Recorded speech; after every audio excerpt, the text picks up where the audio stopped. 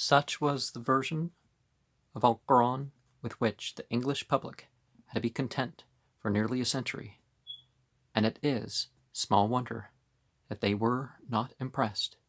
Meanwhile, in 1694, the Arabic text of Al-Quran was at last printed and published in full at Hamburg under the careful editorship of Abraham Hinkelmann.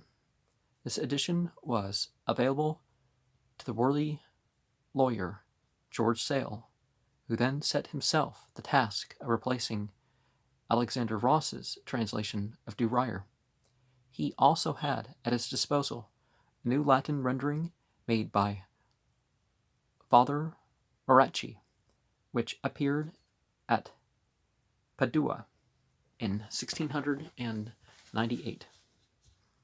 Though Sale approached his labor better qualified and better supplied than his predecessor, he was not troubled by motives of scholarly impartiality.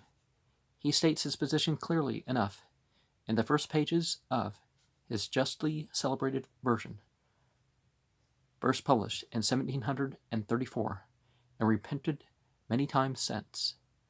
I imagine it almost needless either to make an apology for publishing the following translation, or to go about to prove it a work of use as well as curiosity. They must have a mean opinion of the Christian religion, or be but ill grounded therein, who can apprehend any danger from so manifest a forgery. So, I guess paragraphs missing because 4 dots.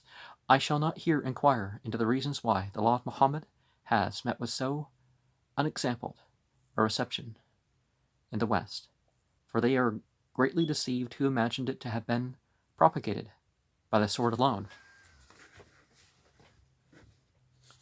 or by what means it came to be embraced by nations which never felt the force of the Muslim arms, and even by those which stripped the Arabians of their conquests and put an end to the sovereignty and very being of their Khalifa.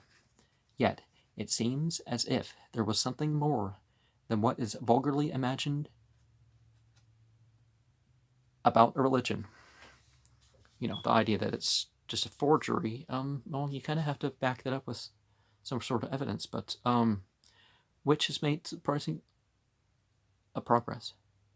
But whatever use an impartial version of Al-Quran may be of in other respects, it is absolutely necessary to undeceive those who, from the ignorant or unfair translations which have appeared, which have entered too favorable an opinion of the original, and also to enable us effectually to expose the imposture.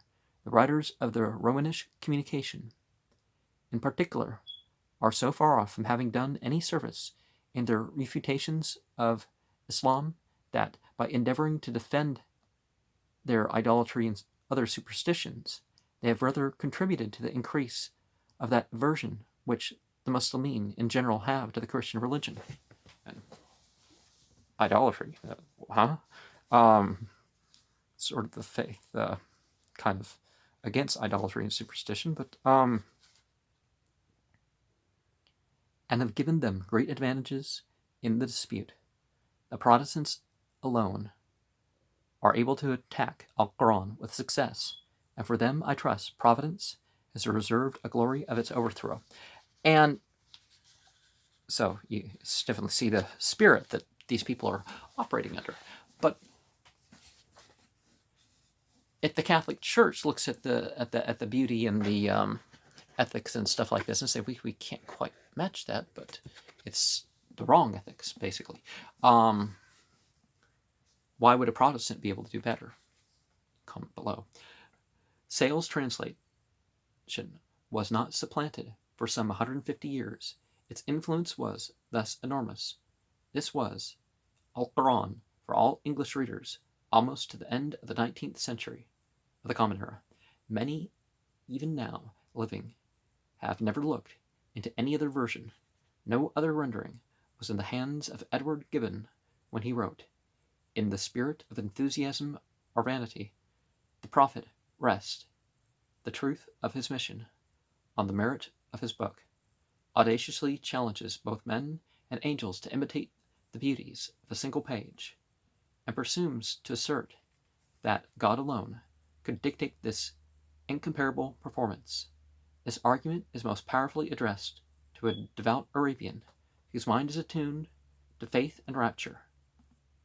And to an Arabian Christian, still that particular challenge is much the same. Whose ears delighted by the music of sounds, and whose ignorance is incapable of comparing the productions of human genius. Now, yeah, see, this is... No, it's what people have particularly chosen to do with their intelligence. It's not that they're inherently ignorant or something like that. There's no race if that's the case. The harmony and copiousness of style will not reach in aversion the European misbeliever.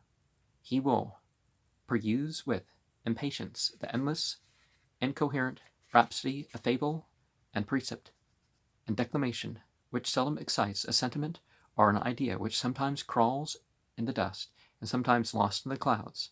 The divine attributes exalt the fancy of the Arabian missionary, but his loftiest strains must yield to the sublime simplicity of the Book of Job, composed in a remote age, in the same country, and in the same language.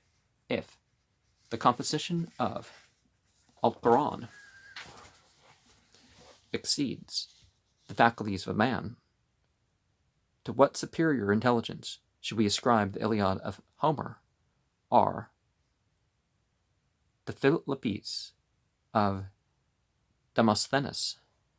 It was on the basis of Sale's version that Thomas Carlyle commented, "It is as toilsome reading as I ever undertook, a wearisome, confused jumble, crude, incondite. Nothing but a sense of duty could carry any European through the Quran, and Gibbon and Carlyle were, in their times, remarkable for their liberality of their attitude toward Islam." And yeah, they didn't really do quite the beauty of Islam there, but if you want it to be effectual and deal with all of life, you're going to have to talk about the high and the low, and it's more detailed and more clear about talking about God, so it's ignorant. I think that's sort of the opposite, isn't it? But yet the superiority of Sale to Ross is evident in every line. Not only had he a good grasp of the Arabic language, which his forerunner lacked totally, but his English style is more elegant and mature. The incident of Joseph and Potiphar's wife is rendered thus by Sale: "And she in whose house he was desired him to lie with her, and she shut the doors and said, Come hither. He answered, God forbid. Verily my Lord hath made my dwelling with him easy, and the ungrateful shall not prosper. But she resolved within herself to enjoy him, and she would have resolved to enjoy her, had he not seen the evident demonstration of his Lord. So we turned away evil and filthiness from him, because he was one of our sincere servants. And they ran to get one before the other to the door, and she rent his inner garment behind, and they met her Lord at the door." By Lord, master, lowercase, that sort of thing. "She said, What shall be the reward of him who seeketh to commit evil in thy family, but imprisonment and a painful punishment? And Joseph said, She asks me to lie with her. And a witness of her family bore witness, saying, If his garment be rent before, she speaketh the truth. And if he is the liar, but if his garment be rent behind, she lieth, and he is a speaker of truth. And when her husband saw that his garment was torn behind, he said, "This is a cunning contrivance of your sex, for surely your cunning is great. O Joseph, take no further notice of this affair, and thou, O woman, ask pardon for thy crime, for thou art a guilty person." This is how Sale translates the story of the Nativity. His carefully italicized supplies being intentionally reminiscent of the authorized version of the Bible. And notice how this is what the husband is saying. It's not that God is accusing the women of being a bunch of tricksters and sorts of things. And remember, in the book of Al-Quran, the story of Mary, when she retired from her family to a place towards the east, and took a veil to conceal herself from them, and we sent our spirit Gabriel unto her, and he appeared unto her in the shape of a perfect man, she said, "I fly for refuge unto the most merciful God, that he may defend me from thee. If thou fearest him, thou wilt not approach me." He answered, "Verily, I am the messenger of thy Lord, and am sent to give thee a holy son." She said, "How shall I have a son, seeing a man hath not touched me? And I am no harlot." Gabriel replied, "So shall it be. Thy Lord saith, This is easy with me, and we will perform it, that we may ordain him a sign unto men." And by men, of course, being all humans, right? "And a mercy from us." Well, henceforth, the ones that were already dead didn't really, "For it is a thing which is decreed." Wherefore she conceived him, and she retired aside with him in her womb to a distant place, and the pains of childbirth came upon her near the trunk of a palm tree. She said, "Would to God I had died before this, and had become a thing forgotten, and lost in oblivion." And he who was beneath her called to her, saying, "Be not grieved, now hath God provided a rivulet under thee, and do not shake the body of the palm tree, and it shall let fall ripe dates upon thee, ready gathered, and eat and drink, and calm thy mind. Moreover, if thou see any man, and he question thee, say, Verily, I have vowed a fast unto the merciful. Wherefore, I will by no means speak to a man this day." So she brought the child to her people, carrying him in her arms. And they said unto her, "O Mary, now hast thou done a strange thing. O sister of Aaron, thy father was not a bad man, neither was my mother a harlot." But she made signs unto the child to answer them. And they said, "How shall we speak to him who is an infant in the cradle?" Whereupon the child said, "Verily, I am the servant of God. He hath given me the book of the gospel, and hath appointed me a prophet, and hath made me blessed wheresoever I shall be, and hath commanded me to observe prayer and give alms so long as I shall live. And he hath made me dutiful towards my mother, and hath not made me proud or unhappy. And peace be upon me the day whereon I was born, and the day whereon I shall die, and the day whereon I shall be raised to life." Such was the voice of Al-Quran to the 18th century, to 18th century England. A somewhat monotonous and humdrum voice, it may be thought, but at least an honest voice. Well, as I pointed out when I present that translation, there's even gaps and a couple spots that I'm not sure he could have got a couple things wrong accidentally, So matters remained for well over 100 years, but with the 19th century came the rise of Oriental studies in the scientific meaning of the term, and the interpretation of Al-Quran inevitably engaged the interest of scholars eager to apply the methods of the higher criticism to this as yet virgin field of research. Thus, it came to pass that in the next translation of Al-Quran to appear the work of Reverend J. M. Rodwell, the order of the Suwar, the chapters in which Al-Quran is composed was completely changed with the object of reconstituting the historical sequence of its original composition. Rodwell gives the following justification of this somewhat arbitrary procedure. Because the Quran being the recited, it's the order and how it was supposed to be unedited and as is. And if you pay closer attention to the themes and the sound of the Arabic, then you totally understand it, how there's any chapter that could be moved and it still, be as effective of a book. The arrangement of the suwar in this translation is based partly upon the traditions of the Muslimin themselves, with reference especially to the ancient chronological list printed by Weil in his Muhammad der Prophet, as well as upon a careful consideration of the subject matter of each separate surah and its probable connection with the sequence of events in the life of Muhammad. Great attention has been paid to this subject by Dr. Weil in his work just mentioned, by Mr. Muir in his Life of Muhammad, who also publishes a chronological list of suwar, 21, however of which he admits have not yet been carefully fixed, and especially by Noldek in his Geschichte des Korans, a work to which public honors were awarded in 1859 by the Paris Academy of Inscriptions.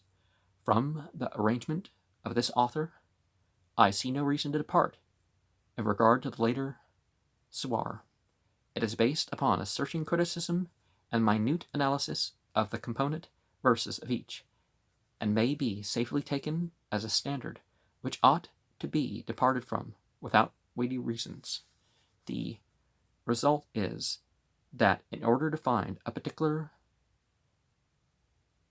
surah in Rodwell's version, first published in 1861 and taken up by Everyman's Library in 1909, it is necessary first to consult a comparative table of contents, a laborious and irritating preliminary, since this translation has enjoyed a very wide circulation indeed, and has been regarded by many as the standard English version.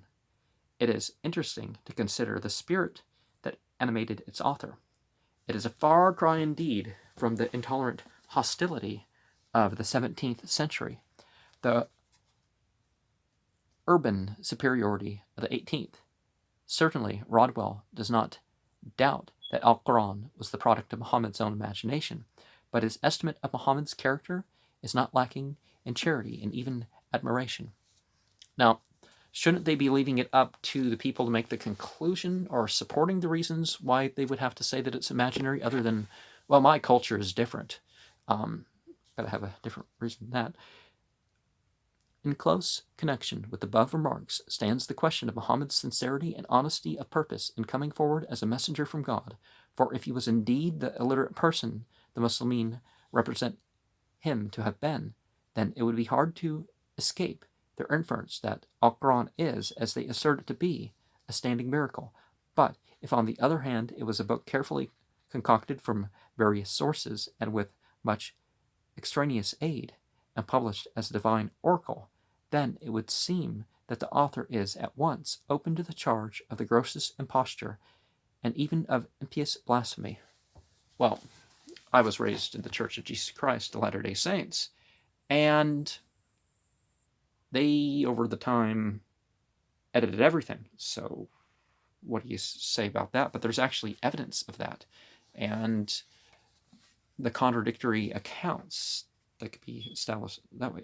The evidence rather shews that in all he did and wrote, Muhammad was actuated by a sincere desire to deliver to his countrymen from the grossness of its debasing idolatries, that he was urged on by an intense desire to proclaim the great truth of the unity of Godhead. Well, not Godhead, that there was one God. There wasn't like some Godhead over lesser gods and or some plurality in divinity, that sort of thing.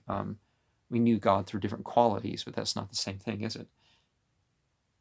Which had taken full possession of his own soul, that the end be attained, justified to his mind the means he adopted in the production of his sewar, that he worked himself up into a belief that he received a divine call, and that he was carried on by the force